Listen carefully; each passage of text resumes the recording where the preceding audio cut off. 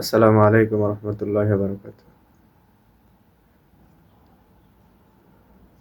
আমরা ছোট্ট একটা হাদিস শুনি যে বসরা ইবনে জাসফা রাদিয়াল্লাহু তাআলা আনহু বর্ণিত যে আল্লাহ রাসূল সাল্লাল্লাহু আলাইহি সাল্লাম বলেছেন, তিনি সাহাবী বলেন আল্লাহ রাসূল সাল্লাল্লাহু আলাইহি সাল্লাম হাতে থুথু নিক্ষেপ করে এবং হাতের তালুতে থুথু নিক্ষেপ করলেন এবং সাহাবীদেরকে বললেন যে এরকম থুতু থেকে তোমাদেরকে বা এরকম পানি জাতীয় তোমাদের থেকে এরকম পানি জাতীয় থেকে তোমাদেরকে সৃষ্টি করেছে আল্লাহ রাব্বুল আলামিন।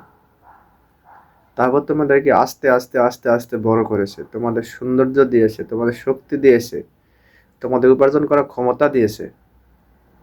সমস্ত দিক দিয়ে সমস্ত দিক থেকে তোমাদেরকে আল্লাহ সুবহানাহু ওয়া তাআলা শ্রেষ্ঠত্ব বানিয়েছে।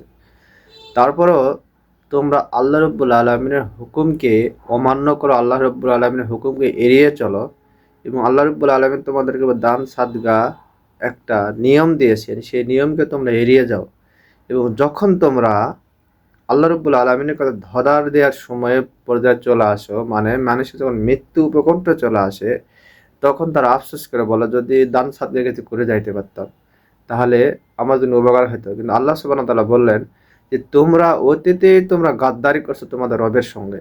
কি বললেন? তোমরা অতীতে তোমরা রবের সঙ্গে গাদ্দারি করছো আর এখন তোমরা সে আফসোস করলে তো হবে না, কারণ মৃত্যুর সময় তোমাদের চলে আসে যেত। এখানে বোঝা গেল যে আল্লাহ সুবহানাহু ওয়া তাআলার প্রত্যেকটার একটা আমলের নিয়ম আছে, বিশেষ করে যুবক বয়সে আমল করার নিয়ম। এখন দেখবেন যে বৃদ্ধ বয়সে দাড়ি চুল পেকে গেছে, মসজিদে যাতায়াত করতেছে, দাড়ি চুল পেকে গেছে, শরীরের চামড়া ঢিল হয়ে গেছে, আল্লাহর সঙ্গে বন্ধুত্ব করার চেষ্টা করতেছে না। আল্লাহ সুবহানাহু ওয়া তাআলা বলেছেন তোমাদেরকে যে যুবক একটা বয়স দিয়েছি, যে সৌন্দর্য দিয়েছে, বাড়ি ঘর দালান করা সবকিছু দিয়ে, সেই সময় তোমাদের ইবাদত করা আল্লাহ রাব্বুল আলামিন গ্রহণযোগ্য ছিল, সেই সময় দান সাদকা করা তোমাদের উপার্জন ছিল, কিন্তু তোমরা করো নাই। আল্লাহ রাব্বুল আলামিন সবাইকে বোঝার তৌফিক দান করুক। ওয়া আখির দাওয়ানা আলহামদুলিল্লাহি রাব্বিল আলামিন। আসসালামু আলাইকুম ওয়া রাহমাতুল্লাহি ওয়া বারাকাতুহু।